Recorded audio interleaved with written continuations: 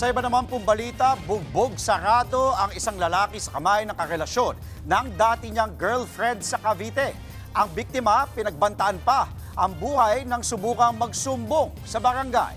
Nasa frontline ng balitang yan, si Mobile Giorno Alexis Ebue, exclusive.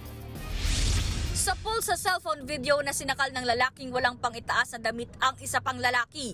Maya-maya pa, biglang sinuntok sa muka ang lalaking nakapula.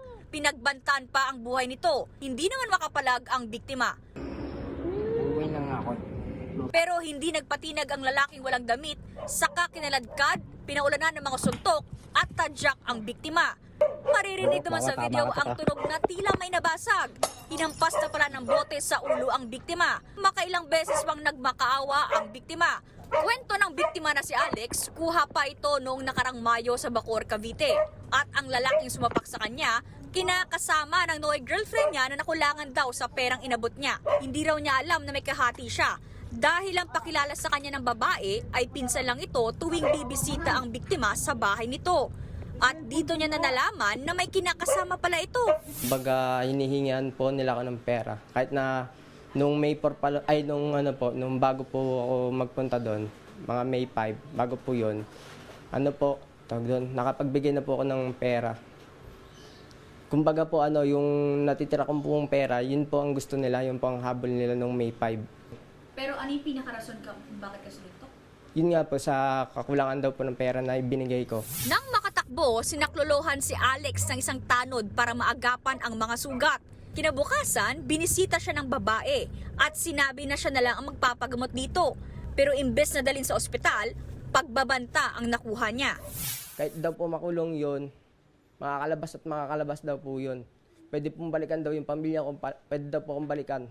Kaya po nung time na yun na pagkatapos po ako mabugbog, pagkatapos po talaga na sinabi po sa akin yon, bumalik po ako ng barangay at sinabi ko po na hindi ko na lang po itutuloy yung kaso. Dahil sa takot, hindi agad umuwi ang biktima sa kanyang pamilya at namalagi sa isang water station para magtrabaho.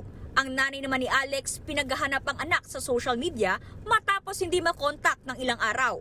Hanggang sa may isang tao nagpadala ng video ng pananakit sa anak niya.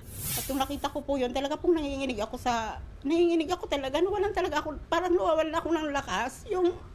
Kasi hindi ko alam na, di ba, pinalaki mo yung bata, ni makagat na lamok. Ayaw mong gawin sa kanya. Binabantayan mo, tapos makikita mo, masahol pa sa hayop yung ginawa sa kanya. Matapos mapanood ang video, dumiretso siya sa police station para humingi ng tulong. Pero wala raw aksyon na ginawa. Sinikap namin makuha ang panig ng Cavite Police.